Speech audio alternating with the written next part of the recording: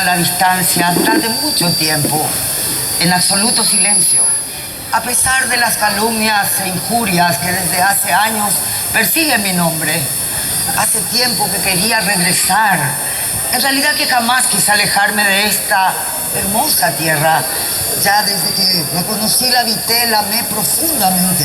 La consideré mi patria y la defendí hasta las últimas consecuencias.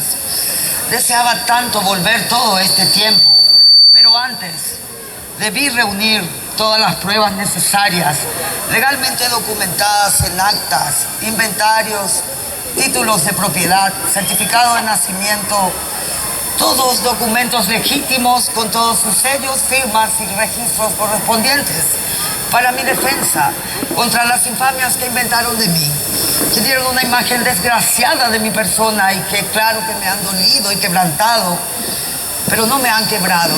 Igual volví, porque mi conciencia me levanta sobre todos y me fortalece para asumir y enfrentar todas las acusaciones y traer a la luz los verdaderos antecedentes de los cuales fui protagonista y como muy pocos testigos.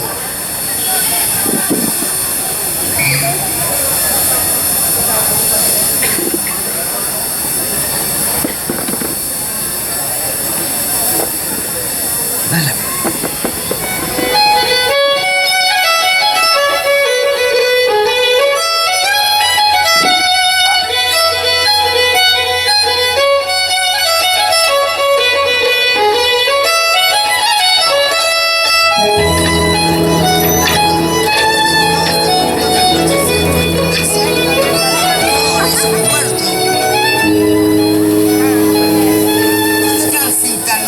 Correo que llevan la correspondencia desde Liverpool a Nueva York.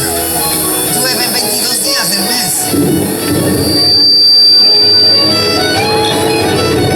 Pero es hermoso, está lleno de magia y de encanto.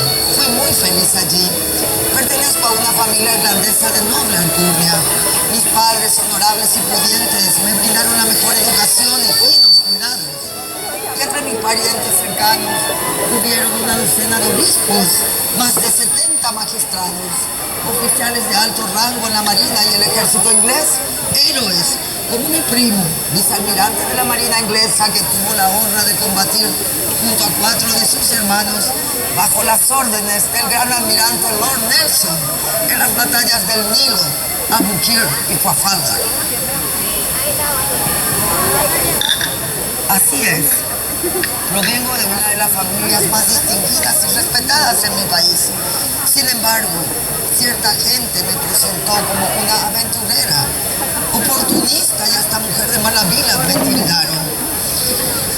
De ninguna manera pudo haber sido yo la mujer a quien pintan mis enemigos, siendo que nací en 1835 y fui casada con tan solo 15 años, el 3 de octubre de 1850, con el doctor Monsieur Javier de Quatrefages, una persona de mucho prestigio, un médico muy conocido en Francia. Es fácil de comprobar la verdad. Javier y yo estuvimos casados durante 3 años, viviendo en Argelia y en París, sin tener descendencia. Al cabo de ese tiempo, en 1853, de mutuo acuerdo nos separamos y entonces viajé a Inglaterra y en Londres me reuní con mi hermana y con mi madre y juntas nos mudamos a la residencia de mi tío William Ball Crook, comandante de la Marina Real Inglesa, y de su esposa, la hermana de mi madre, mi tía. Residimos allí aproximadamente 3 meses y luego viajamos a Francia y nos hospedamos en la mansión de los Stratford, una familia muy allegada a la mía, quienes conocí, traté toda mi vida desde niña. Y fue allí, a finales de 1853, estando en París, en una fiesta en el Palacio Real, donde conocí al amor de mi vida, a Francisco Solano López.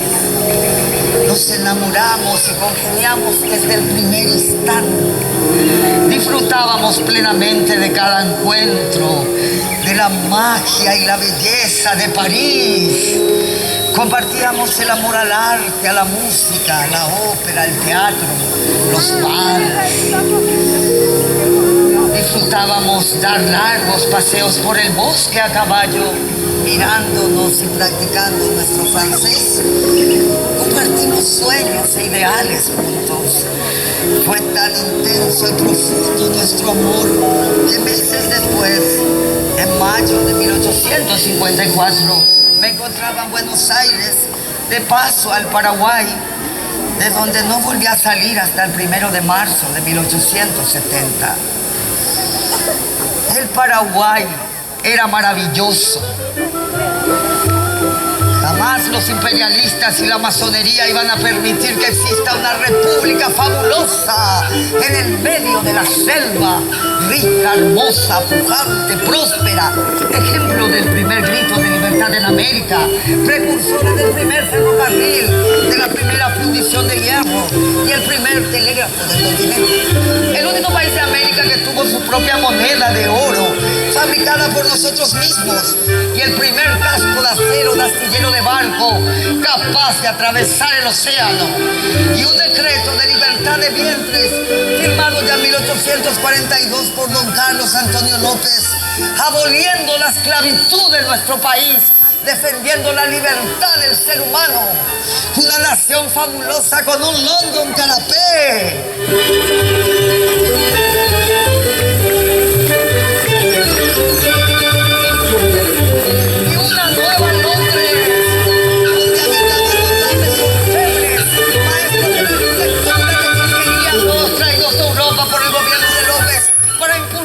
El progreso, la magia de sus selvas, de sus arroyos, de sus cascadas, el encanto de sus habitantes que disfrutaban de ese paraíso donde no existían analfabetos ni murallas para el pensamiento.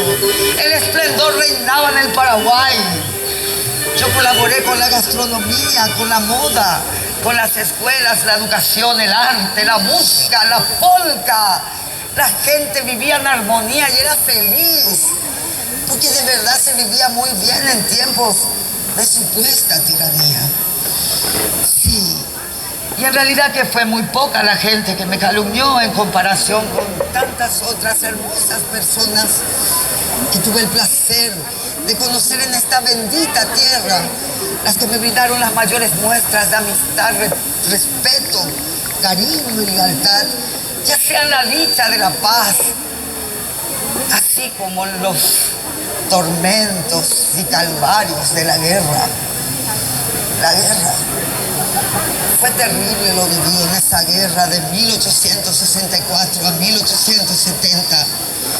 Que la acusación que más me indigna es que hayan tenido la osadía de hacernos responsables al mariscal y a mí de esa guerra, que por envidia, codicia y ambición desmedida, 3 naciones le hicieron al Paraguay y una cuarta que les apoyaba totalmente.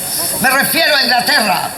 Los ingleses patrocinaron con todo el oro necesario para comprar barcos, buques, armamentos modernos, pólvora y todo lo que hiciera falta para desaparecer de la faz de la tierra al Paraguay en el menor tiempo posible.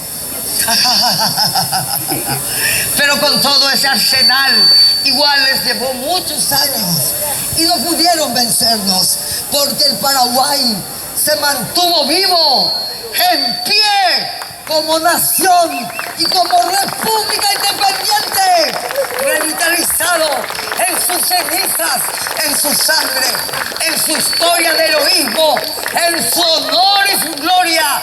Eso es algo que nunca nadie podrá robarnos jamás. ¡Bravo!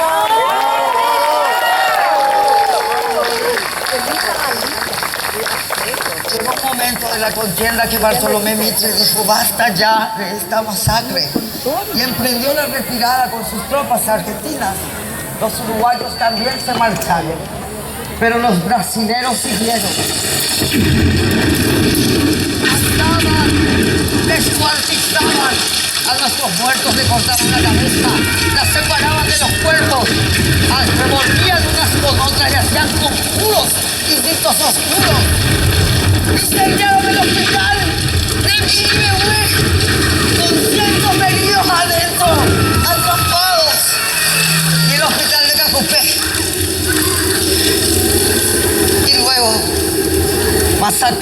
los niños a Costañú en Barrero Grande. 12 horas al arma blanca, cuchillo en mano, resistieron nuestros heroicos niños. Algunos tan solo tenían 6 o 7 años, que tuvimos que fabricarle estribitos pequeños para sus piecitos. Ellos los masacraron con la máxima crueldad. Descuartizaron sus cuerpitos y los subieron a la colina para incinerarlos.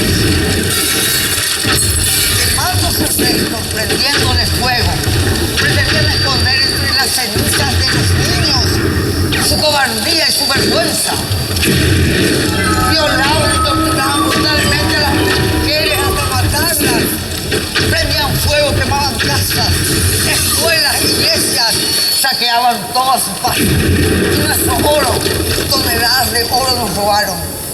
Se apoderaron de nuestro cañón cristiano, una joya de la metalúrgica único en el mundo, forjado con todas las campanas de las iglesias del país que ofrendaban para ayudar a la patria.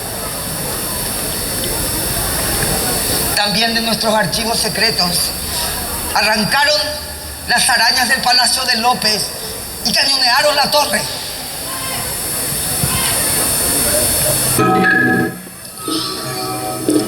Yo fui testigo, yo estuve allí durante la guerra, acompañada de mis hijos.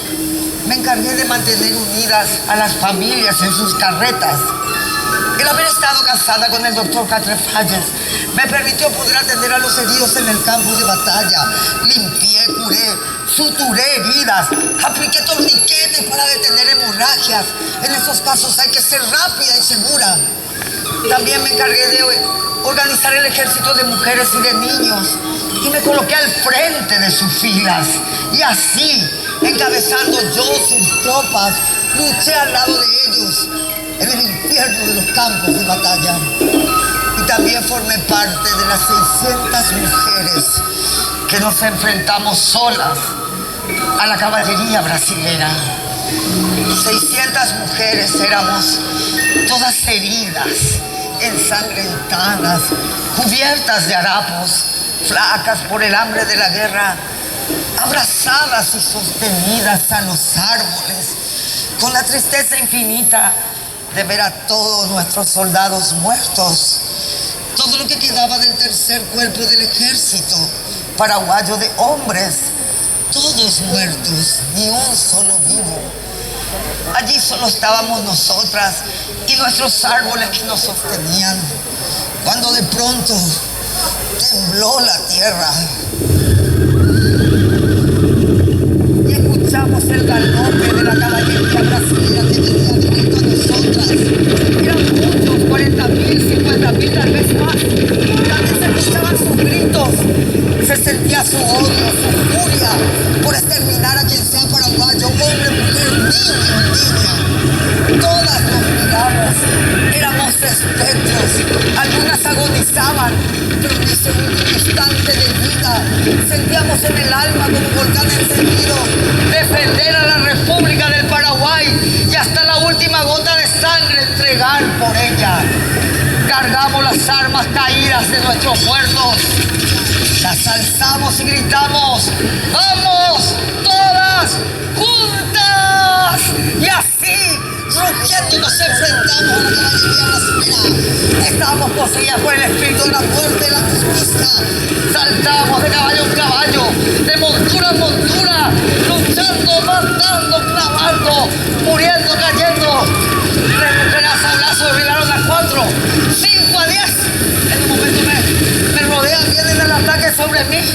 Para evitarme un sablazo, mi amiga Purificación me cubre, me abraza y a ella le corta la cabeza.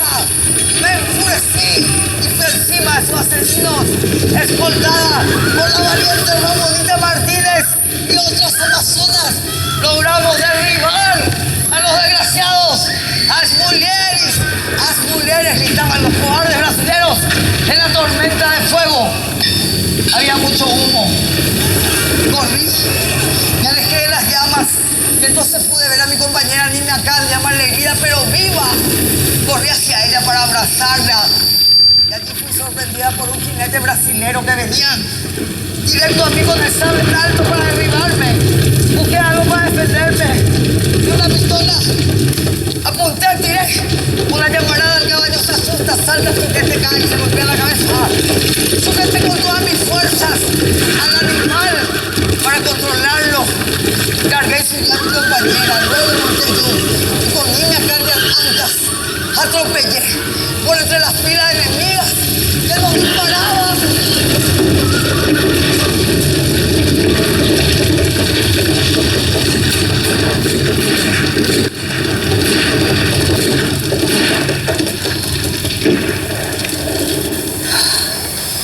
Y siguió el horror. Vi morir asesinados, atravesados por balas. A mi hijo mayor, Panchito, con sus tiernos 14 años, coronel del ejército paraguayo, y a mi Francisco, a mi mariscal, al vicepresidente Sánchez, y a varios otros queridos y fieles compañeros de campaña.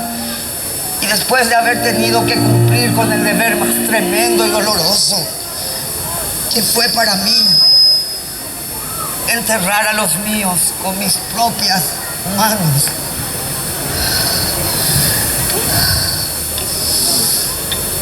tras ese bestial y macabro escenario, cautiva de los brasileros, fui llevada al vapor Princesa y en él me alejaron del Paraguay, pero no del objetivo por el cual vivo, y le ruego a Dios que me ayude a cumplir esa misión de ser el eco para el pueblo paraguayo y el mundo de esa historia que, más allá de haber sido una guerra de exterminio, un genocidio, fue también un Armagedón, porque no eran enemigos de carne y hueso solamente, sino legiones y potestades de las tinieblas en un carnaval frenético de furia, vicios y maleficios, con todas sus comparsas de gallos, gallinas, cuervos y velas negras que ofrendaban al mal. Se trataba de hechiceros y criminales, los más perversos, condenados a cadena perpetua, a quienes abrieron las cárceles, y la condición era, para su libertad, atacar y exterminar al Paraguay, al corazón de América, a la madre de ciudades, a la nación más buena, noble, de buenos samaritanos, amables y generosos, que te reciben con la bendición de agua fresca de su cántaro de amor. Ese amor del corazón de madres, invencible, incansable, sagrado para Dios, como lo son la verdad y la justicia. Y a Dios Todopoderoso le entrego todo lo que he vivido. Mi nombre y el de cada una de las mujeres que luchamos y sufrimos en ese genocidio siempre va a estar asociado al pueblo heroico del Paraguay, exaltado por las naciones civilizadas del mundo, puesto como ejemplo de valentía por el gran Víctor Hugo, al pueblo francés cuando éste se encontraba sitiado en París, rodeado de soldados alemanes. Hablando de las naciones civilizadas del mundo, fueron muchas las que nos apoyaron en ese momento: Perú, Ecuador, Chile, Colombia, que nos ofreció su propio territorio si el Paraguay llegase a perder su tierra por completo. Colombia nos recibiría como los verdaderos derechos de ciudadanos y privilegios de ciudadanos colombianos. Y también a los Estados Unidos quiero agradecer por el ministro plenipotenciario, el general Martín Manmajón, un hombre honorable que me salvó la vida a mí y a la de mis hijos, y también nos defendió al ejército y a toda mi familia, y fue testigo de todas las maldades y agresiones contra el Paraguay. Quiero agradecer. Yo siempre fui extraña a la política del Paraguay y ajena también a las decisiones y estrategias de gobierno de la familia López, pero siempre estuve donde Francisco me necesitó. Por eso no se atrevieron a mentir respecto a mi lealtad y apoyo incondicional hasta el final. Al hombre al que entregué mi destino y mi porvenir y amé con todo mi ser, Francisco Solano López, a pesar del reiterado pedido suyo que viaje a Europa con mis hijos para defender, salvar nuestras vidas, permanecimos junto a él. Jamás lo abandoné.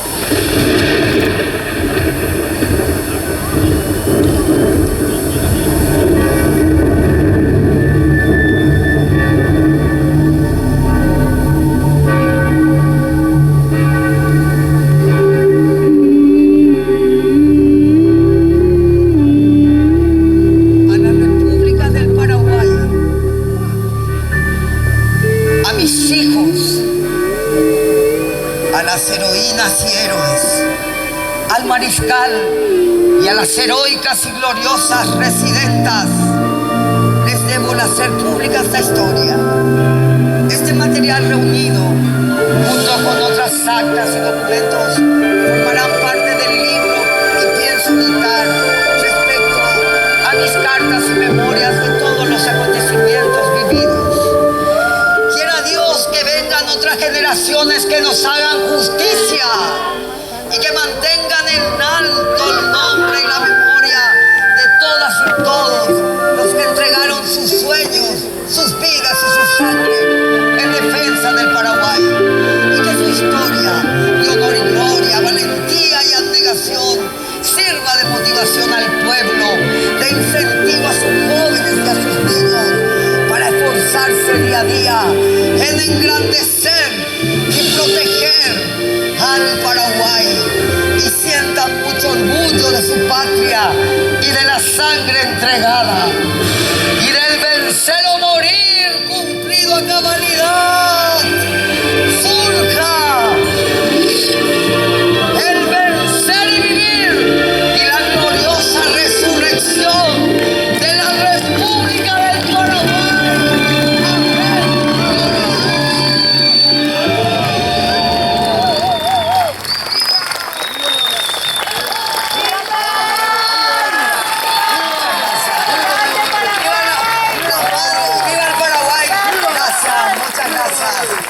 ¡Por el Paraguay! ¡Y la gente buena!